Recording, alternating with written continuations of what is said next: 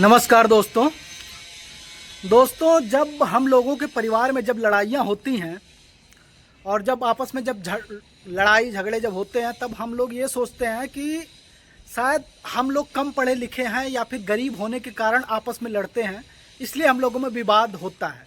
शायद कम शिक्षित होने के कारण हम लोगों में सोचने की शक्ति वो नहीं है। शायद अगर कोई पढ़ा लिखा इंसान होता तो वो गलत डिसीजन ना लेता। और होता है हम लोगों में लड़ाइयाँ अक्सर होती रहती हैं, पारिवारिक लड़ाई और पड़ोसी से लड़ाई, गांव से लड़ाई, कंपनियों में होते वर्करों से लड़ाई। तो कभी कभी हम ये सोच के मतलब वो कर लेते हैं कि शायद हमारे अंदर सोचने की शक्ति कम है, शायद हम अच्छे पढ़े लिखे होते हैं और शायद हमारे अंदर काबिलियत होती, माफ़ करने की शक्ति होती, तो शायद हम उसको माफ़ कर देते। लेकिन ये ऐसा नहीं है।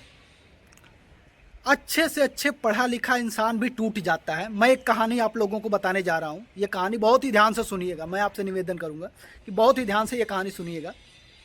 आप लोगों में से कई लोगों ने सुना होगा, कई लोग ऐसे हैं जो नहीं सुने होंगे, हमारे माध्यम से सुनेंगे। वो अलवर के रहने वाला एक लड़का अमन शर्मा जज था और वो दिल्ली में होश घास के पास कचहरी है, एक होश घास एक मेट्रो स्टेशन है, वहाँ पे वो तैनात था। मतलब अपनी ड्यूटी दे रहा था जज के रूप में, मुकदमे देख रहे थे तमाम। एक तारीख को रात में उनके पिताजी के पास फ़ोन आता है। मतलब जो अमन शर्मा होते हैं वो रहने वाले होते हैं अलवर राजस्थान के। मैं अलवर भी बहुत अच्छे से जानता हूँ और मैं होश घास भी अच्छे से जानता हूँ, क्योंकि अलवर का मेरा एक बहुत ही अच्छा दोस्त है जसविंदर सिंह, तो इसलिए मैं अलवर गया हुआ हूँ और जानता हूँ कहाँ पे है। तो बीती रात फ़ोन आता है अमन शर्मा का कि पापा मैं बहुत परेशान हूँ और मैं अपनी शादी से बहुत नाखुश हूँ, मतलब नाराज़ हूँ। तो उनके पिताजी जब अपने बेटे का ये सब समाचार सुनते हैं तो वो रात को ही अपनी गाड़ी स्टार्ट करते हैं और वो अलवर से उसके यहाँ पहुँच जाते हैं, अपने बेटे के पास जो दिल्ली में होता है। जब दिल्ली में होता है वो पहुँचते हैं, बात करते हैं, तो तब तक उनकी पत्नी आ जाती है। और सोचिए लड़का जो है वो जज है और उसकी पत्नी भी आईपीएस ऑफिसर है, नहीं आईएएस ऑफिसर है, कोई वो भी न्यायिक, कोई ऐसे भी जज वज कुछ टाइप के ऐसे ही है कुछ, लेकिन वो भी बहुत बड़ी अधिकारी है। तो वो बोलती है कि आप यहाँ से चले जाइए, अपने ससुर को बोलती है आप यहाँ से चले जाइए, नहीं तो मैं आपको पुलिस बुलाऊंगी। उनके पिताजी क्या करते हैं, वो चले जाते हैं, उस समय चले जाते हैं, मगर कहीं और शायद दूसरे फ्लैट में, कहीं दूसरे कमरे में रुकते हैं या फिर कहीं दूसरे जगह होटल में रुकते हैं, ये नहीं पता मुझे। जब वो चले जाते हैं सुबह वो आते हैं, नहीं बगल के रूम में शायद रहते हैं। मैं जहाँ तक कई इंटरव्यू देखा मैंने, तो वो बगल के रूम में रहते हैं, लेकिन पत्नी की और पति की दोनों की लड़ाई की आवाज़ें आ रही थी। पिता सुन रहे थे लेकिन वो गए नहीं, डर से बहू ने उनको हड़का के भेज दिया था बाहर। और उसकी बहू जो है वो भी ऑफिसर है, आईएएस ऑफिसर वो भी है। सुनिए,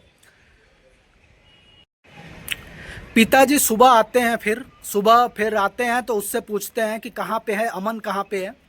तो वो कहती है मुझे नहीं पता कहाँ पे हैं। फिर पिताजी जो उसके होते हैं फ़ोन लगाते हैं, लेकिन आवाज़ जो है बाथरूम से आती है, मतलब उनकी घंटी जो है फ़ोन बाथरूम में होता है।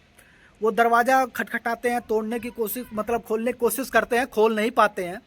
उसके बाद क्या होता है कि फिर वो नीचे जाते हैं, चौकीदार से बोलते हैं कि खिड़की में आप देखिए थोड़ा चढ़ के कि घंटी जा रही है मेरे बेटे की, लेकिन वहाँ से कोई मतलब दरवाज़ा नहीं खोल रहा है ना कोई। वो पाइप के रास्ते से जो चौकीदार होता है वो जाता है और देखता है। जब वो देखता है तो सारे लोग चौंक जाते हैं, मानो जब वो आके नीचे बताता है तो अब एक सोचिए कि एक शायद पहाड़ नीचे गिर गया हो, उसके बाप पे क्या बीतती है। वो बोलता है कि एक चुनरी है और उससे आपकी बेटे ने फांसी लगा ली। फिर दरवाज़ा जब तोड़ा जाता है, अंदर घुसा जाता है, चेक होता है, देखते हैं कि वो दुपट्टे से फांसी लगाया हुआ है, फांसी लगा के ख़त्म हो गया। अब जो है उसके पिताजी फिर लोगों को बुलाते हैं, तमाम पुलिस आती है, जांच होती है उसकी। अब उसके पिताजी बता रहे हैं कि इनकी एक साली थी, मतलब जो अमन शर्मा थे उनकी एक साली थी, वो भी बीच बीच में लड़ाई लगवाती थी, इंटरफेयर करती थी और ये सब करती थी। और लेकिन ये पूरा परिवार सोची इतना पढ़ा लिखा परिवार है, अमन शर्मा खुद जज, उनकी बीवी भी शायद जज में कि ऐसे कोई पोस्ट पे है, मतलब बहुत बड़ी ऑफिसर है वो भी। उसकी साली जो वो भी आईएएस ऑफिसर है जम्मू में, और उनका जो पति है मतलब अमन का साढ़ू जो है वो भी डीएसपी है, डीएसपी। सोचिए कितनी बड़ी पोस्ट है, डीएसपी ऐसे कुछ है, बहुत बड़ा पीसीएस आईपीएस ऑफिसर है वो भी। मतलब ऐसे लोगों में भी ये हाल है। एक जज जो है न्याय करते करते खुद ही फांसी लगा के मर गया। किस कारण मरा? पारिवारिक कलह से। परिवार ने इतना कलह कर दिया, इतना कलह कर दिया कि उसको लास्ट में फांसी लगा के मरना पड़ा। किसकी लड़ाई थी? कोई ऐसा तो नहीं कि कोई और इंटरफेयर, लेकिन पति पत्नी की लड़ाई में ये हाल हुआ है। अभी दोस्तों जब मामले की जांच होगी तो और भी सारी बातें पता चलेंगी इसमें, कि और भी क्या क्या है, कैसे कैसे क्या हुआ। पोस्टमार्टम के लिए लाश जा चुकी है, और जब पोस्टमार्टम होगा तो आगे की और भी जो जो जानकारी छिपी होगी वो सारी मिलेगी, पता चलेगा। लेकिन एक सोचिए कि एक नौजवान लड़का जो महज 30 साल की उम्र में जज बना बैठा है, 5 साल अपनी नौकरी कर चुका है।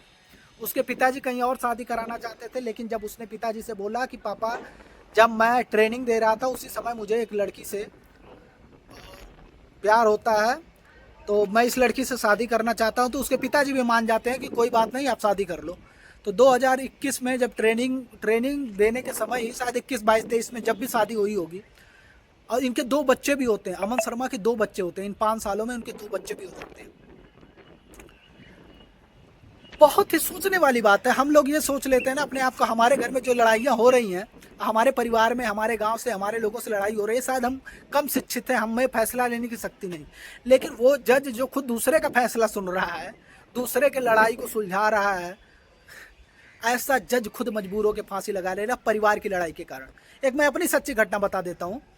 मेरे सगे बुआ का लड़का, मेरी सबसे बड़ी एक बुआ है, उनका सगा लड़का सबसे बड़ा, वो भी पारिवारिक लड़ाई के कारण फांसी लगा लेता है।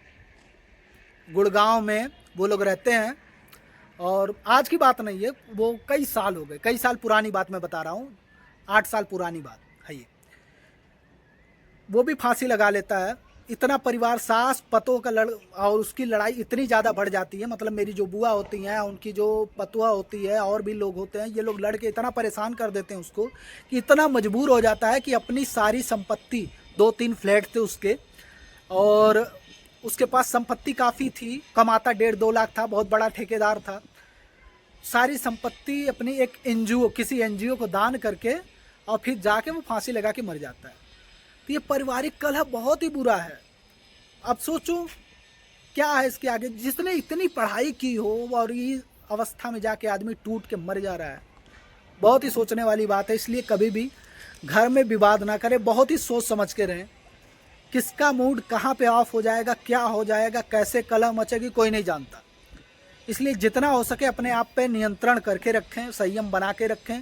किसी को कुछ बोलने से पहले 4 बार सोचें कि हम क्या उसको बोल रहे हैं, और कोशिश करें कि ना ही बोलना पड़े, ना ही बात करना पड़े, मतलब से बात करें केवल। हम लोग भी जब बचपन में थे, स्कूली शिक्षा और जब घर पे थे, तब किसी से भी बोल देना, लड़ाई कर लेना, झगड़े कर लेना। लेकिन आज की डेट में है कि किसी से हम लोग बात भी नहीं करते, किसी से कोई फ़ोन नहीं, जिसका फ़ोन आता उठा लेते हैं, बात कर लेते हैं। सारे दोस्त यार थे पहले साथ के, मिल के बातें चीतें बहुत करते थे, घूमते टहलते थे, तमाम मज़ा लेने वाले लोग मज़े लेते थे कि ये लोग ज़िंदगी में क्या करेंगे, कैसे। लेकिन आज जो है सभी दोस्त जो हैं अलग अलग हो चुके हैं। जितने भी बचपन के दोस्त थे, कोई गुजरात में है, तो कोई तमिलनाडु में है, कोई पंजाब में है, तो कोई हरियाणा में है, तो कोई सीतापुर में है। सारे दोस्त अलग हुए पड़े हैं, किसी का कोई पता नहीं। सब लोग अपने अपने काम में व्यस्त हैं, कोई परिवार को लेके व्यस्त है और कोई अकेले व्यस्त है। सब लोग कमा रहे हैं, और किसी से कोई मिलना, कोई फ़ोन भी नहीं करता। महीना हो जाता, कोई नहीं फ़ोन करता, किसी से कोई मतलब नहीं। कभी कभी हो गया हालचाल लेने के लिए, तो हो गया महीनों में, 15 दिन पे, 20 दिन पे, हैं 2-4-10 मिनट बात हो गई, नहीं तो कोई नहीं बात करता। और परिवार से भी हमारा एक जैसे होता है ना, कि जैसे हम रिश्तेदारी में जाते हैं, वैसे अब परिवार में जाना होता है, क्योंकि अब जिम्मेदारियां सर पे आ चुकी हैं। काम को लेकर पारिवारिक जिम्मेदारी है, आर्थिक रूप से घर को चलाना है, तो नहीं होते ऐसे। लेकिन हाँ, घर में कभी कभी परिवार ही ऐसी लड़ाई करते हैं, ऐसे ही झगड़े करते हैं कि लड़ाई लोग घर पे होगी, लड़ाई उत्तर प्रदेश में होगी, लेकिन दिमाग यहाँ महाराष्ट्र में ख़राब होता है। तो आप लोग विशेष करके इस बात का ध्यान दें कि किसी को मेंटली रूप से परेशान न करें, क्योंकि मैं ऐसी कई कहानियाँ जानता हूँ कि जब लोग परेशान हो चुके हैं, कई लोग, मैं भी थोड़ा बहुत हूँ, उसमें क्या है, मैं भी पारिवारिक लड़ाई और भी लोगों की लड़ाई से मैं भी थोड़ा बहुत परेशान हूँ। मैं भी कोशिश करता हूँ कि सबको संभाल के और सबको बटोर के सब बहुत ही अच्छे से लेके चलूँ, लेकिन होता है ना कि कभी कभी अच्छा से बड़ा इंसान टूट जाता है। बड़े से बड़ा इंसान जो है ना वो टूट जाता है, क्या बोलना है क्या नहीं बोलना है, अब कैसे क्या करना है। अच्छे से अच्छे इंसान, अब जैसे ये जज साहब टूट गए बताइए, ये बचपन से पैदा होके पढ़ाई लिखाई इतनी करके, मतलब ये पढ़ाई लिखाई में नहीं टूटे, आर्थिक रूप से नहीं टूटे, लेकिन लड़ाई में टूट गए, वो भी पत्नी की लड़ाई से, इतनी बुरी। अभी कुछ दिन पहले आपने एक न्यूज़ देखी होगी कि एक जौनपुर का रहने वाला एक लड़का जो इंजीनियर होता है बहुत ही बड़ी कंपनी में, वो भी अपनी पत्नी से प्रताड़ित होकर फांसी लगा के मर जाता है। तो कई चीज़ आदमी टूट जाता है, बहुत बुरी तरह टूटता है, और कोई सपोर्ट नहीं कर रहे। अब होगा क्या, किसी का कुछ हो सकता है।